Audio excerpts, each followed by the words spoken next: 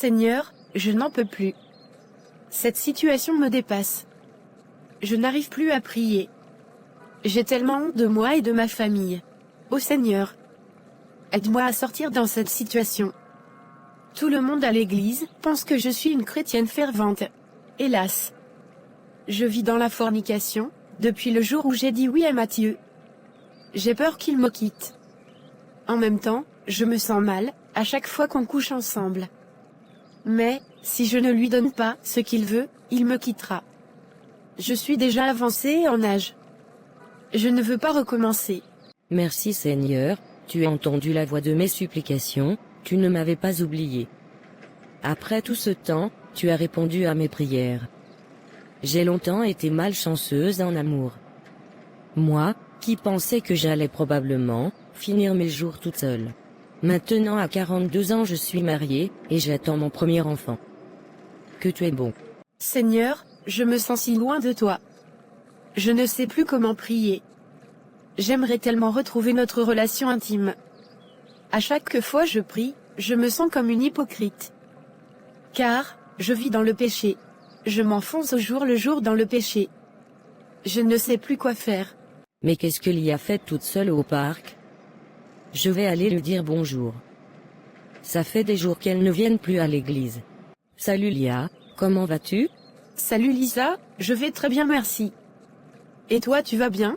Je vais super bien. Tu m'as manqué à l'église. Ça fait quelques jours que je ne te vois plus à l'église. Est-ce que tout va bien? Oui, tout va très bien. À cause de mon travail, que je ne viens plus à l'église. Je travaille le dimanche maintenant. Ah bon? Je comprends. En tout cas je tiens à te remercier. Car c'est grâce à tes conseils que j'ai pu rester dans la sanctification durant mes fiançailles à Marc. Regarde, que je suis mariée maintenant. Tu es une bénédiction pour nous à l'église.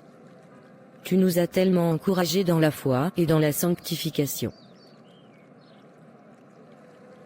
Lia, est-ce que ça va? Ai-je dit quelque chose qu'il ne fallait pas? Non, ce n'est pas toi. C'est moi. J'ai honte de moi. Mais pourquoi? Tu dois être fier de toi. Tu nous as tellement aidés dans la foi. Non. J'ai honte de moi, car je vis dans le péché. Je vis dans la fornication depuis le jour de mon fiançailles à Matthieu. Et maintenant c'est comme s'il ne veut plus se marier. Je ne sais quoi faire. Vous êtes tous chrétiens, pourquoi ne pas en parler à Matthieu? J'ai essayé mais il m'a dit éventuellement on va se marier, il n'y a aucun mal à ça. Mais ça me ronge intérieurement. J'ai peur qu'il me quitte. Lisa, je n'ai plus 25 ans. J'ai 39 ans. Je sais que Dieu ne catégorise pas le péché en fonction de leur gravité. Mais toutefois la Bible nous dit que certains péchés ont des conséquences plus déplorables que d'autres. C'est le cas de la fornication. Car tu pèches contre ton propre corps. 1 Corinthiens 6 verset 18. Fuyez l'impudicité. Éphésiens 5 verset 3, que l'impudicité, qu'aucune espèce d'impureté, et que la cupidité, ne soit pas même nommée parmi vous. Quand est-ce que vous allez vous marier? Je ne sais pas. Il ne veut pas fixer une date. Il a toujours eu une excuse. S'il t'aimait vraiment, il t'aiderait à rester pur jusqu'à un mariage. Il est chrétien et il sait comment tu aimes Dieu. Mon ami, tu dois aimer Dieu avant toute chose. Dieu ne bénit pas le sexe en dehors du mariage. Tu n'as pas besoin de garder un homme par le sexe. Avant de te fiancer à Matthieu, as-tu consulté Dieu? Non, j'ai pas eu le temps de consulter Dieu. Tu faisais un travail énorme à l'église en aidant les jeunes à rester purs jusqu'au mariage. L'ennemi a peut-être envoyé son agent pour te détourner. Mon ami, il faut apprendre à surmonter la tentation. En tant que chrétiens, nous avons été délivrés du royaume des ténèbres où règne le péché. Ça fait plus de 5 ans que tu es fiancé à Matthieu. Tu lui as donné une chose que tu n'aurais jamais dû lui donner. Même si tu arrives à marier à Matthieu, la fornication a des conséquences graves sur le mariage. Je sais, je ne sais que faire. Je ne veux pas recommencer. Mieux vaut recommencer à Dieu que de continuer sans Dieu. Dieu ne dit pas de te garder, parce qu'il veut que tu souffres, mais parce qu'il connaît tous les dégâts spirituels et émotionnels que ça peut causer dans ta vie. Spirituellement, je me sens mal, je ne sens plus la présence de Dieu. Je ne sais même pas comment je suis arrivé là. Tu as raison mon ami. Je veux une relation saine qui honore Dieu. Franchement, je ne sais pas ce que je dois faire. Commence par demander pardon à Dieu. Il est important de confesser ta faute devant Dieu, et crois que Dieu te pardonnera. 1 Jean 1 verset 9, si nous confessons nos péchés, il est fidèle et juste pour nous les pardonner. Refuse la condamnation, car la Bible dit selon Proverbe 24 verset 16, car 7 fois le juste tombe et il se relève. Mon ami, ne reste pas là dans le péché. Lève-toi et continue ta course. Merci mon ami. Appelle-moi si tu as besoin de moi.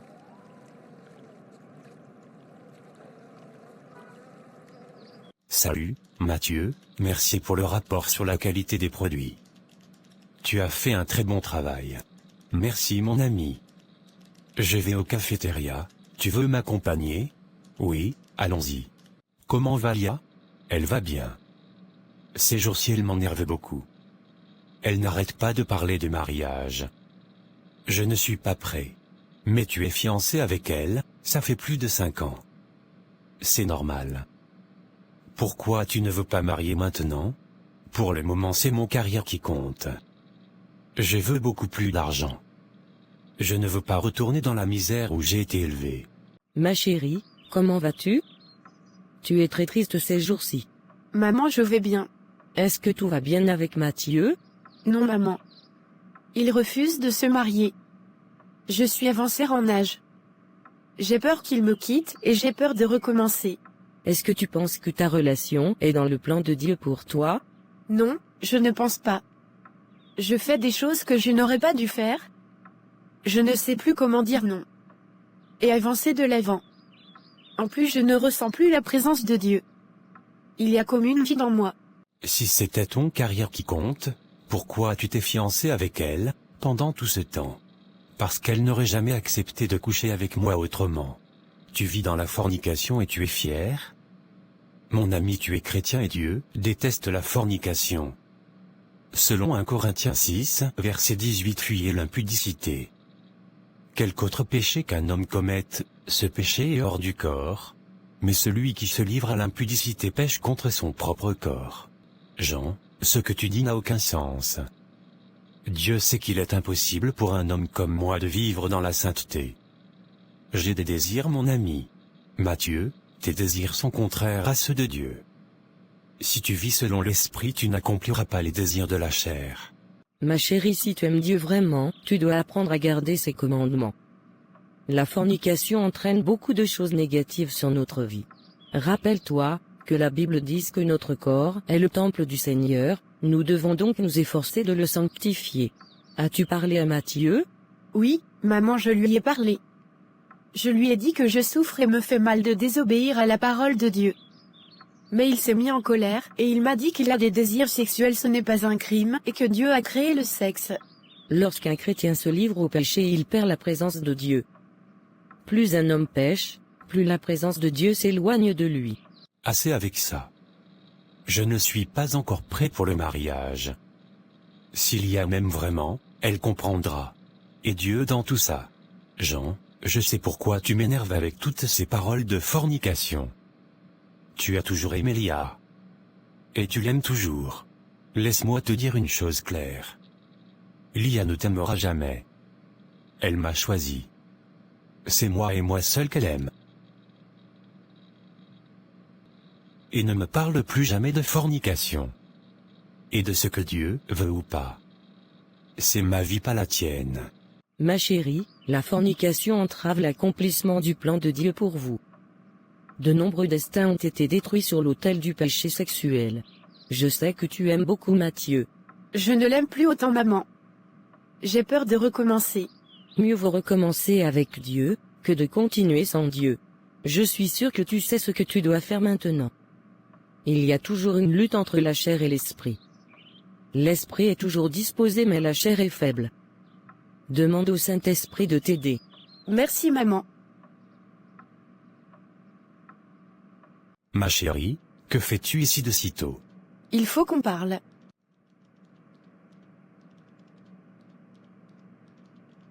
Je suis content que tu sois là.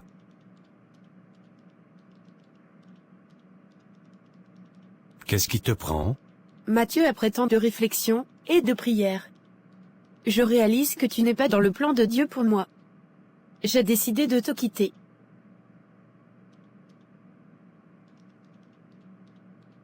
Ma chérie, tu es vieille, avec qui exactement tu vas te marier? Je suis ta seule chance. Mon ami, ce n'est plus une question de me marier ou de ne pas me marier. C'est une question de faire la volonté de Dieu. Je veux continuer ma vie sans toi, mais avec Dieu. Au revoir. Tu ne seras rien. Je suis sûr que tu viendras me supplier, et ce sera trop tard pour toi. Lia, tu as fait une grande erreur et tu le regretteras amèrement. Mais, c'est Mathieu, qu'est-ce qu'il fait ici? Mais c'est Lia, qu'est-ce qu'elle est belle? Salut Lia, tu es très belle. Comment vas-tu? J'ai entendu dire que tu es mariée avec Jean. Salut Larry, je vais bien, oui je suis mariée avec Jean, ça fait déjà 2 ans. Aujourd'hui c'est l'anniversaire de notre fille. Je suis venue chercher le gâteau d'anniversaire. Qu'est-ce que tu fais ici? Je cherche du travail. Je suis venu ici pour demander du travail. J'ai perdu mon emploi 3 mois après notre rupture. Depuis lors ma vie a complètement changé. C'est dur pour moi. J'ai donné ma vie complètement à Dieu maintenant. Lia, je suis désolé. J'ai mal agi envers toi. Pardonne-moi, je t'en prie. Je t'ai déjà pardonné. Tu sais quoi, ce restaurant est à moi. Je vais en parler à mon mari. Nous avons besoin d'un autre serveur. Merci Lia. Au revoir, sois bénie.